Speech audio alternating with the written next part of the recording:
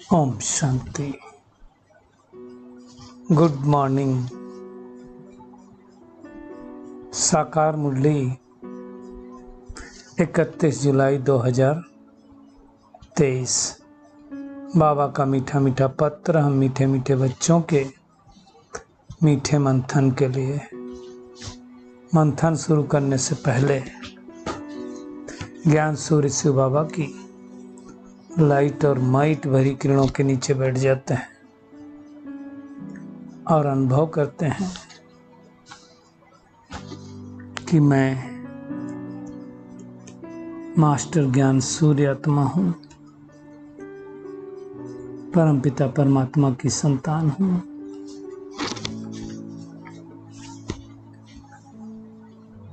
आज की मुरली में बाबा ने 2-3 शब्दों पर बहुत ध्यान दिया है। एक तो बाबा ने कहा कि खिवैया एक ही है। दूसरा, बाबा ने प्रीतम की बात की है। गीत भी है एक, प्रीतमान मिलो प्रीतमान मिलो, दुखिया जिया पुकारे प्रीतमान मिलो। कौन से प्रीतम की बात हो रही है जो आकर के हमको सुख देगा? देखिए अगली लाइन है, भीगी रात में पेड़ के नीचे आंख मिचौली खेल रचाया, प्रीतम याद करो जब तुमने प्रेम भरा एक गीत सुनाया। तो कौन से प्रीतम की बात हो रही है? परमपिता परमात्मा की बात हो रही है। जब वो इस सृष्टि पर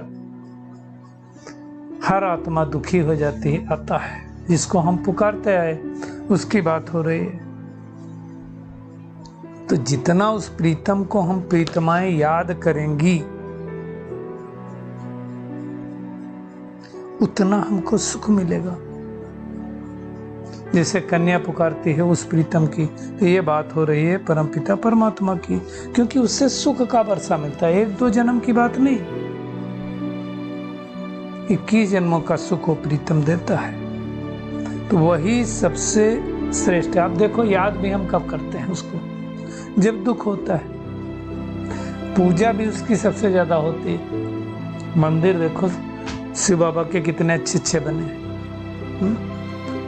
अब रावण दुख देता है तो रावण के क्या करते हैं? कोई मंदिर नहीं मिलेगा, और उल्टा ही उसका पुतला बना करके जलाते हैं। तो दुख देने वाली चीज को ही जलाया जाता है ना। ये पता है आत्मा को कहीं ना कहीं। तो बाबा कहता है तुम बस अब एक ही काम करो, मुझ बाप को याद करो, और जितना तुम याद करेंगे वही विश्व के लिए योगदान है। देखिए, जब हम याद करेंगे परमात्मा को तो हमारे अंदर वो पावर आएगी, और वो पावर आएगी तो उस पावर से क्या होगा? उसके प्रकंपन चारों तरफ फैलेंगे। अब जब उसके प्रकंपन चारों तरफ फैलेंगे तो सृष्टि में पॉजिटिव एनर्जी फैलेगी, और पॉजिटिव एनर्जी फैलेगी तो योगदान हो गया। आप देखो आज हो क्या रहा है। आज हर आत्मा इतना दुखी परेशान क्यों है? क्योंकि सृष्टि पर नेगेटिव ऊर्जा का प्रकोप है। हर कोई नेगेटिव क्रिएट कर रहा है। छोटी सी बात हो गई कहीं पर तो हर कोई नेगेटिव थॉट ही क्रिएट करता है। तो फिर क्या होता है? नेगेटिविटी बहुत फैल जाती है। इसलिए बाबा ने कहा कि तुम मुझे याद करो, यही विश्व के लिए योगदान, और इसी से विश्व पावन बनेगा और बेड़ा पार हो जाएगा। बेड़ा तो डूबा हुआ है ना, पूरे विश्व का इस समय बेड़ा डूबा हुआ है। तो दुनिया में सोचते हैं बेड़ा पार करने के लिए फिर क्या करेंगे? इस पार से उस पार नाव में बैठ करके जाएंगे। तो क्या करते हैं? कई बार लोग क्या गंगा को पतित पावनी समझते हैं। फिर क्या करते हैं? वहां नदी में जाते हैं तो एक दीपक लेते हैं, उस दीपक में उसको जलाते हैं, फिर एक पत्ते पर रख करके नदी में तैरा देते हैं। क्या सोचते हैं? इस पार से हम उस पार चले जाएंगे, भवसागर से पार हो जाएंगे। अब दीवा जगा करके सोचते हैं आत्मा पार हो जाएगी। क्या? पार ले जाने वाला तो परम पिता परमात्मा है, जिसको खिवैया कहा जाता है, जो विषय सागर से पार लगाता है। इसलिए गाते भी हैं, विषय विकार मिटाओ पाप हरो देवा। तो ये समझने की बात है। अब उन लोगों ने सुन करके एक रस्म बना दी बस, है ना। भगवान आकर के आत्मा का दीवा जगाते हैं, इसलिए उसमें दीपक डालते हैं। ये सब निशानियां उसकी हैं। आत्मा को ही तो उस पार जाना है। कहाँ जाना है? परम धाम जाना है। शरीर छोड़ करके जाना है। कौन लेके जाएगा? परमात्मा ले जाएगा। इसलिए उसको खिवैया कहा जाता है, और कोई मतलब नहीं है। गंगा जी को खिवैया नहीं कहा जाता है। खिवैया कोई तो गंगा जी पार लेके जाएंगे ना, कोई बोट स्टीमर उसमें बैठा होगा तो पार लेकर के जाएगा, और नाक मुख से खाली राम राम कहने से कोई पार होगा? ये तो याद करने की बात है ना। तो बाबा बड़े प्यार से कहता है, मीठी मीठी लाडली आत्माएं, अब मुझे याद करो, बस तुम्हारा बेड़ा पार हो जाएगा। कई बार बहुत सारे लोग अंतिम समय में, पहले अभी तो नहीं होता है, काशी चले जाते थे, बनारस चले जाते थे, क्योंकि गंगा नदी भी है, शिव जी का मंदिर भी है। तो शिव जी के मंदिर में पहले तो काशी कलवट खाते थे, सोचते थे इससे हमारे विकर्म नष्ट होंगे, है ना। तो बाबा कहता है तुम उनको भी समझा सकते हो, अच्छी तरह से ज्ञान दे सकते हो कि ज्ञान का कंठा भी है, शिव का मंदिर भी है। अब तुम बताओ, अगर गंगा से पतित पावन बनते थे तो शिव पर बलि क्यों चढ़ते हो? तो चेक करो, शिव पतित पावन है या गंगा? तो ऐसे करके बाबा कहते समझा सकते हो। दुनिया में लोग बलि तो किस पे? भगवान पे ही चढ़ते ना। तो ऐसा करना चाहिए, क्योंकि भगवान आया है हमें श्रेष्ठ बनाने के लिए, और इस समय नहीं बनेंगे तो कल्प नहीं बनेंगे। बाबा कहता है घर बैठे तो होगा नहीं, मेहनत करनी पड़ेगी ना। निश्चय हुआ कि हम परमात्मा के बच्चे हैं, तो फिर क्या करना पड़ेगा? बाबा से मिलना पड़ेगा, उसके सम्मुख आना पड़ेगा, फिर आप समान बनना पड़ेगा, प्रजा बनानी पड़ेगी, वारिस बनाना पड़ेगा। अब ये सब करने के लिए घर बैठे तो नहीं होगा, विचार सागर मंथन करना पड़ेगा, तब होगा।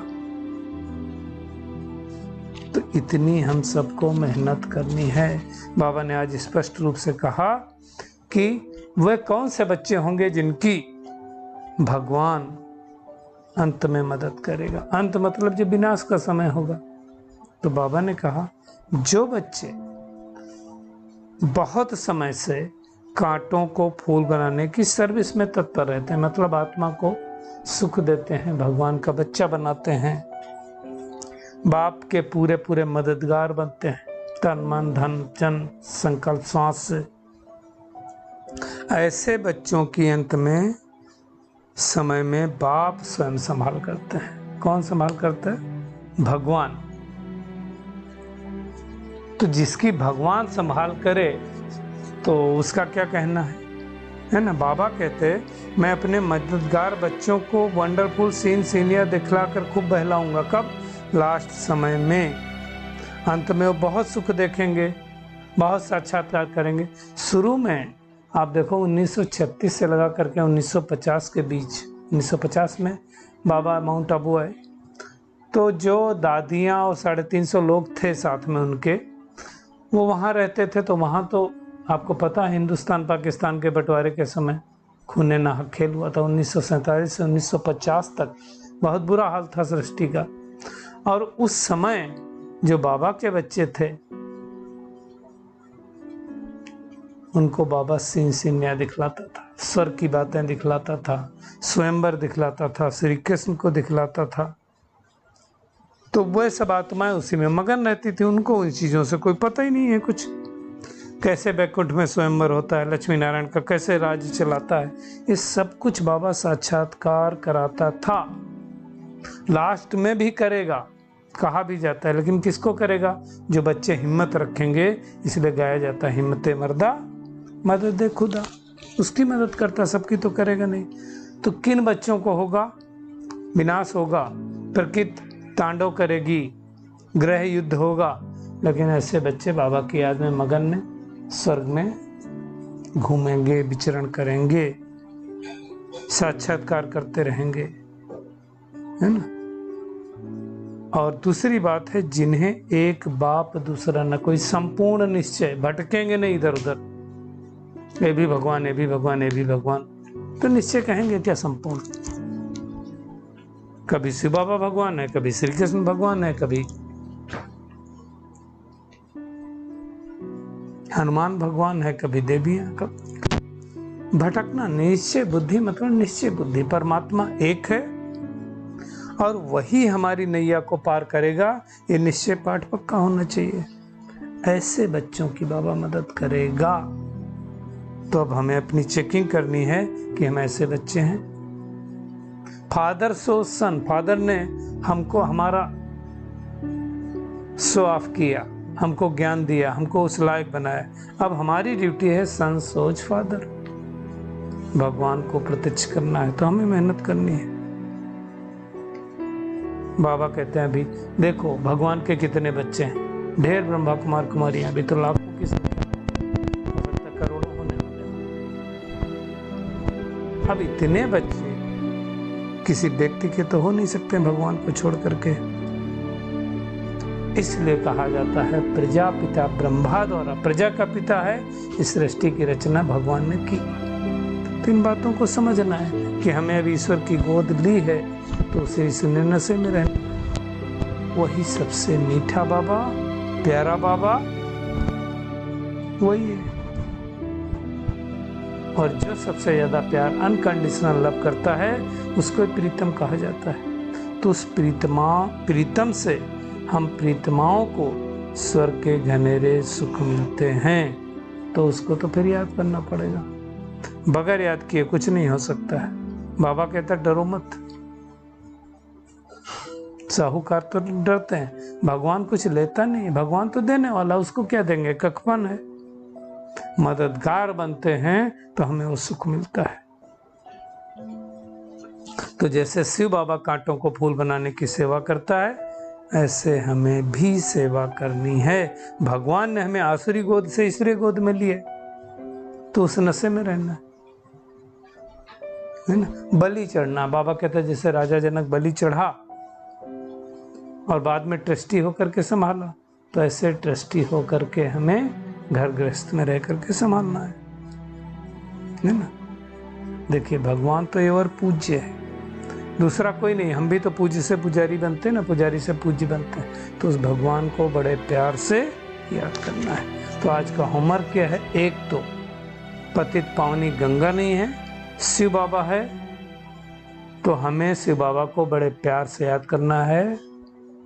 और यही याद विश्व के लिए योगदान है। खुद याद करना, दूसरे को भी याद दिलाना है।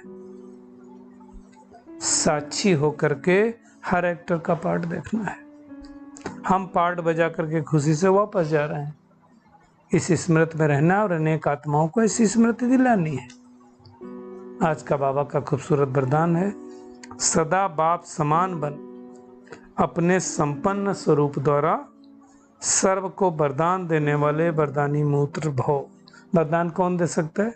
जो बाप समान हो, जो शक्तिशाली हो। कल बाबा ने कहा था ना, जिसके पास खजाने हो। तो बाबा कहता है भारत में विशेष देवियों को वरदानी के रूप में याद करते हैं। उनका एक हाथ ऐसे रहता है, वरदानी मूर्त रहता है। लेकिन ऐसी वरदानी मूर्त कौन बनेंगे? जो बाप के समान रहेंगे, उनके समीप रहने वाले होंगे।